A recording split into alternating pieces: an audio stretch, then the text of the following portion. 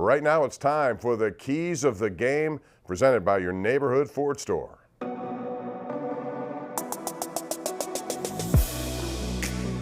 All right, Coach, offensively, you guys put up over 37 points last week. I know you'd like to see that continue in this game. That would make life a little easier for your defense. What has to happen to get sustained drives and result in touchdowns at the end of those drives? It's the same thing that we've been focused on all year, and really, quite frankly, we've been doing a good job of minimizing, and that's one of the core reasons why we're improving. We minimize negativity with penalties. It doesn't put us behind the chains, and that keeps us in play in terms of positioning the score. We also got to take care of the football. We did a good job of that a week ago. When you don't turn it over, you give yourselves a chance to win. We had 2 big turnovers that they turned into 14 points the last time we played the Bengals at home, and that was one of the core reasons why we lost the game. We take care of the football. We don't get behind the chains because of penalties. We'll have an opportunity to move it fluidly and score.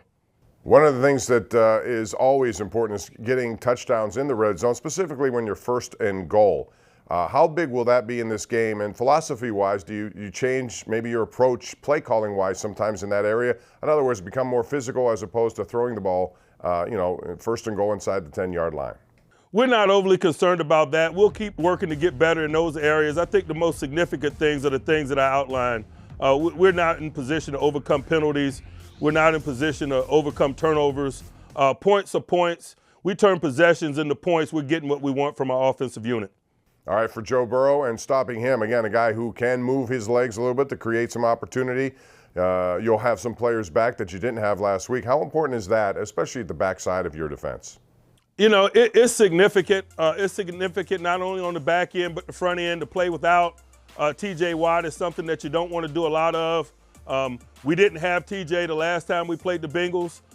We lost that game. We had no sacks in that game. That might have been the first time in a couple of years or whatever that we've had a game where we didn't sack the quarterback. And so that shows the significance of the presence of guys like him. And so we're excited about getting him back. The back end guys, man, it's not only their play, but it's their experience and communication that fuses the group together. When you're talking about guys like Joe Hayden and Minkah Fitzpatrick, it's not only the plays that they make, it's the plays that they don't have to make because of experience, coordination, and communication. And so those are things that we don't take for granted. We had a big week ahead of us in terms of prep that way. We want to carry that into the stadium and have that show up in a significant way.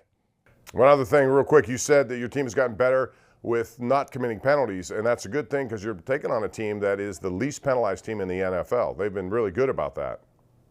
Yeah, we got respect for their evolution. You know, that hadn't always been the case, but a lot of it has to do with the cast of characters that used to play there and so forth.